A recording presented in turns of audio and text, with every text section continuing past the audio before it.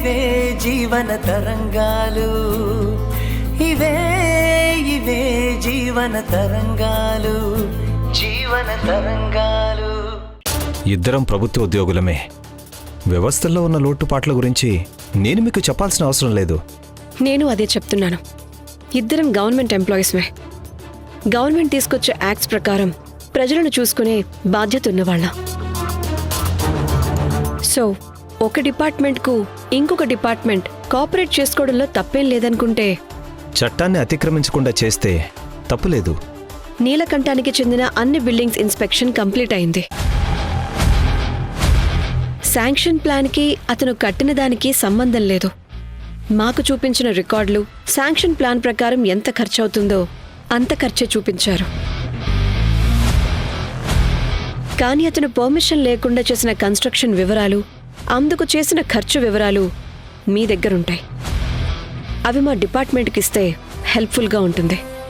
Inspection జరిగిందైతే వాస్తవం, కానీ వాటి రిపోర్ట్స్ అయితే రెడీ అవ్వలేదు. తెలిసింది, గోవిందమూర్తి వచ్చి కూర్చున్నందుకు జరిగిన ఇన్స్పెక్షన్ అని.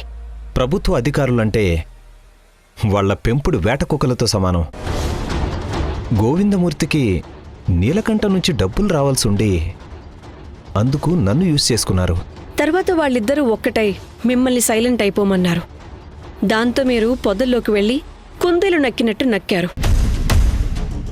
అప్పుడు వాళ్లకు కుందేలులాగా మారిన వేట కుక్కను పిచ్చి కుక్క అని ముద్ర వేసి రాళ్లతో కొట్టిస్తారు. సరే, అది వదిలేయండి.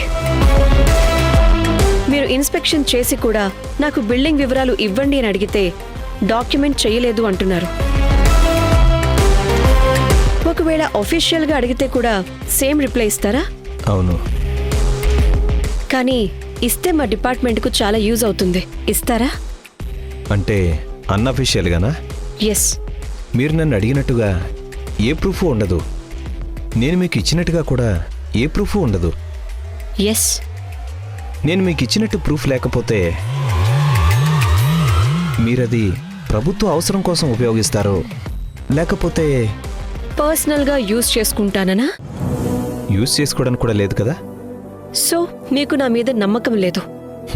ఇద్దరికీ అధికారం ఉంది, ఎవరి డ్యూటీ వాళ్ళు చేయడానికి. అందుకు ఒకరినొకరు నమ్మటం ముఖ్యం కాదు. నేను ఇన్స్పెక్షన్ చేయటం నా జాబ్. ఆ వివరాలను అన్అఫీషియల్గా మీకిస్తే అవి మీరు మిస్యూజ్ చేస్తే నాకు బ్యాడ్ నేమ్ వస్తుంది. అఫీషియల్గా రాసిస్తాను అంటే ఇంకా డాక్యుమెంట్స్ ప్రిపేర్ చేసి లేవంటున్నారు. అన్అఫీషియల్గా ఇవ్వమంటే మిస్యూజ్ చేస్తానంటున్నారు. మీ రెస్పాన్సిబిలిటీ నాకు బాగా నచ్చింది. ఐఎమ్ సారీ, నేను ఇవ్వలేను. నీలకంఠానికి భయపడుతున్నారా? లేదు. మరి ఇన్ఫర్మేషన్ షేర్ చేసుకోవడానికి ప్రాబ్లం ఏంటి? వాళ్ళ దగ్గర డబ్బులున్నాయి. అధికారులు, రాజకీయ నాయకులు వాళ్ళ చెప్పు చేతల్లో ఉంటారు. అందుకే వాళ్ళు ఆడిస్తారు. వాళ్ళు చెప్పినట్టు ఆడితే ఓకే, కాదంటే ఇబ్బంది పెట్టడానికి వెనకాడరు. అందుకే ఇలాంటి వాటికి ఎంత వీలైతే అంత దూరంగా ఉంటాను. ప్రపంచంలో ఉండే చెడుని, మోసాన్ని రూపుమాపి హీరో అవ్వాలని ఆశ లేదు. ప్రజాసేవ చేయాలన్న పెద్ద మనసు లేదు. అలా అని పనిగట్టుకుని చెడు చేయాలని లేదు. మీరంటే నాకు చాలా రెస్పెక్ట్ ఉంది. మీ వర్కింగ్ స్టైల్, ఆఫీసర్గా అజమాయిషీ చెలాయించే విధానం చూస్తుంటే నాకు ఈర్ష్య కలుగుతుంది. సాటి గవర్నమెంట్ ఆఫీసర్గా చాలా ప్రౌడ్గా ఫీల్ అవుతున్నాను. కానీ ఫ్రాడ్లా ఇన్ఫర్మేషన్ ఇవ్వకూడదు.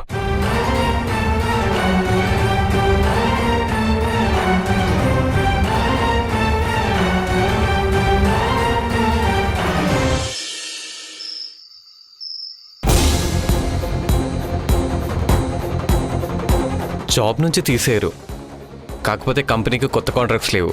No work, no pay. మరెలా? కంపెనీకి వర్క్ వస్తే మాకు వర్క్ వస్తుంది, అప్పుడే శాలరీ వచ్చేది. Company position బాగోలేకపోతే?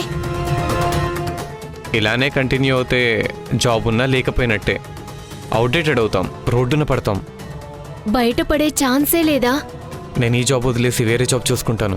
దొరుకుతుందా?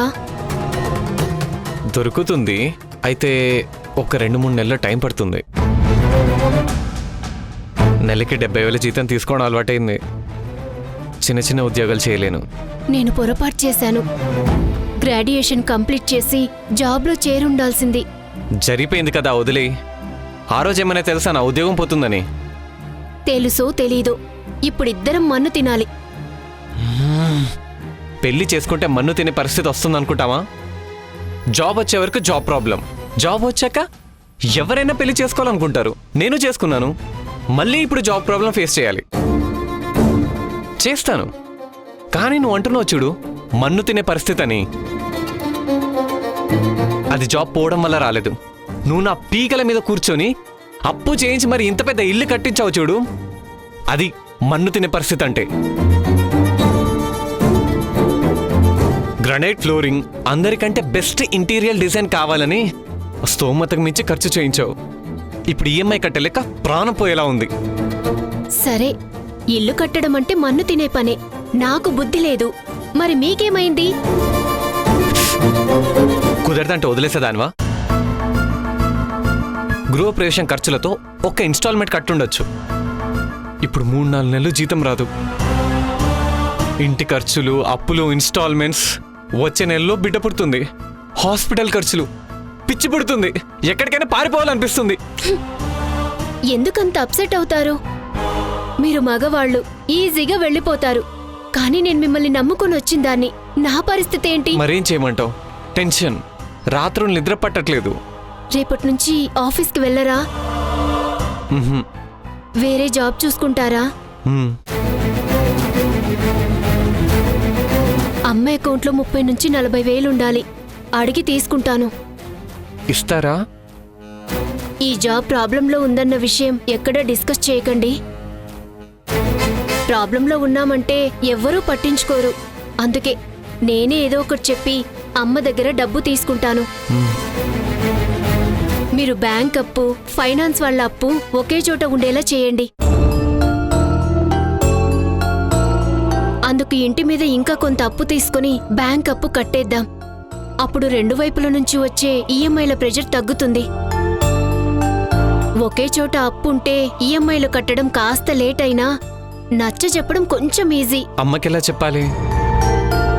చెప్పకండి. అప్పు తీరిస్తే సరిపోతుంది. ఇల్లు ఎటూ పోదు.